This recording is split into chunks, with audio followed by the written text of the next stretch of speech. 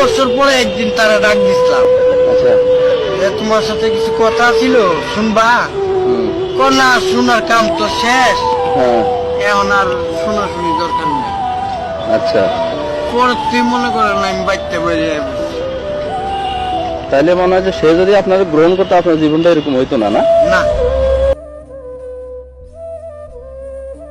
আমরা শুনেছি যে ছেলেরা নাকি মেয়েদের মন ভাঙে। হ্যাঁ, এটা সত্য যে অনেক ছেলেরাই মেয়েদের মন ভাঙে, মনে আঘাত করে। কিন্তু মেয়েরা যখন আঘাত করে, পুরুষের রুহে আঘাত করে, এমনভাবে আঘাত করে যে পুরুষটা একদম ভেঙে চুরে চূর্ণ বিচূর্ণ হয়ে যায়।